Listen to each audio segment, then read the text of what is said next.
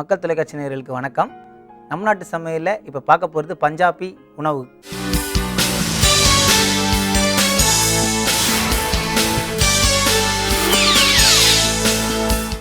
இப்போ தேவையான பொருட்கள்: சிக்கன், முட்டை, கடலை மாவு, சோள மாவு, இஞ்சி பூண்டு விழுது, உப்பு, ஆயில், மிளகாய்த்தூள், மஞ்சத்தூள், தனியாத்தூள், கொத்தமல்லி விழுது, மைதா, நறுக்கிய வெங்காயம், மிளகுத்தூள்.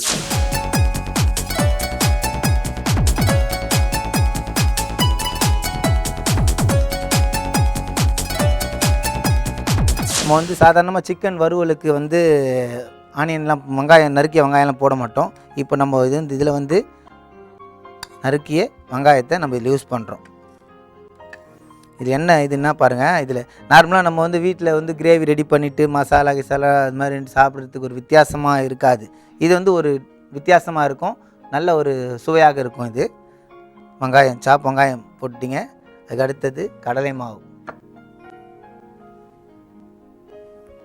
மாவு 2 ஸ்பூன் சரிங்களா. அதுக்கு அடுத்தது சோள மாவு 1 ஸ்பூன், இஞ்சி பூண்டு விழுது,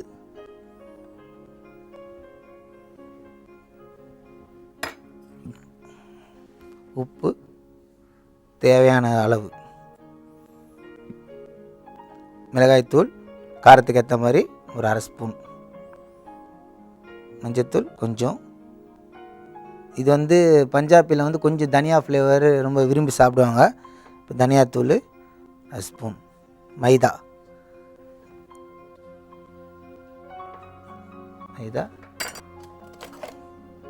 இப்போ மிளகுத்தூள். இதில் ஹெல்த்தானது எல்லாமே மிளகுத்தூள். நம்ம கொஞ்சம் சில்லி பவுடர் கம்மி பண்ணிக்கலாம், மிளகுத்தூள் ஜாஸ்தி போட்டுக்கலாம் கொஞ்சம். இப்போது ஒரு சிக்கனுக்கு ஒரு முட்டை. இப்போ நம்ம இது நல்லா கொஞ்சம் தண்ணி விட்டு நம்ம மிக்ஸ் பண்ணிக்கலாம். லைட்டாக தண்ணி விட்டு இதை நல்லா மிக்ஸ் பண்ணிக்கங்க. இப்போ நம்ம சாதாரணமாக இப்போ வீட்டில் கடலை மாவு அரிசி மாவு போட்டு பண்ணுவீங்க. இப்போ நம்ம இதில் ஒரு டிஃப்ரெண்ட்டாக இருக்கும். இதில் நம்ம நல்லா சாப்பிடு ஆனியன், மிளகுத்தூள், தனியாத்தூள், மஞ்சத்தூள், மிளகாய்த்தூள் அப்படின்னு சொல்லி நல்லாயிருக்கும். நல்லா மிக்ஸ் பண்ணிக்கங்க.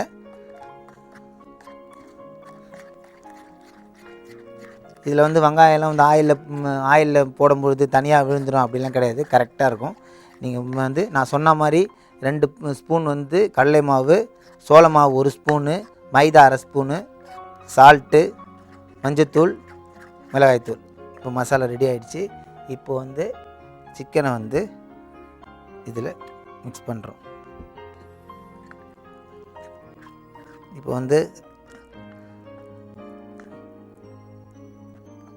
இது சாப்பிடும்போது 65 மாதிரி இருக்காது.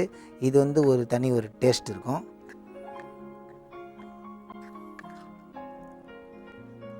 கொஞ்ச நேரம் இப்போ ஒரு 5 மினிட்ஸ் நல்லா ஊற வச்சுக்கோங்க.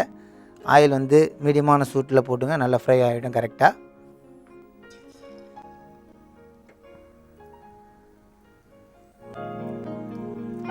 ஆனியன் மசாலா எல்லாம் கலந்த மாதிரி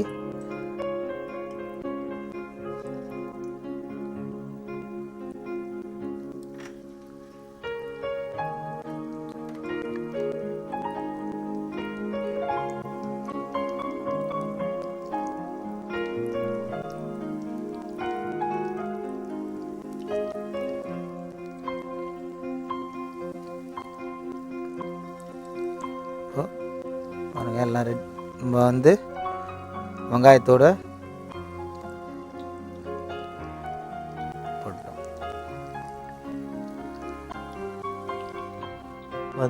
மீடியமான சூட்டில் போட்டிருக்கோம். நல்லா அது பக்காவாக ரெடி ஆகிடும்.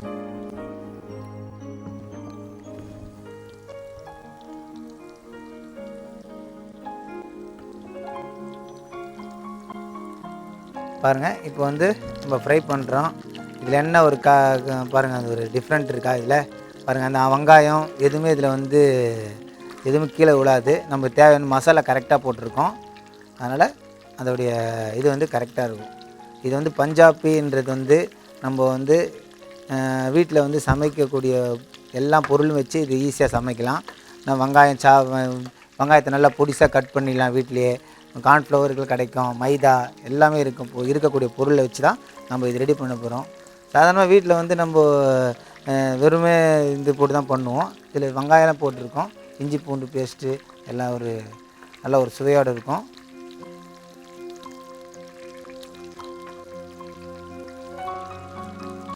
நல்லா கொதிக்கிட்டோம். நம்ம இதில் பிளேட் ரெடி பண்ணிடலாம். சிக்கனை வந்து நம்ம எடுக்கிறோம்.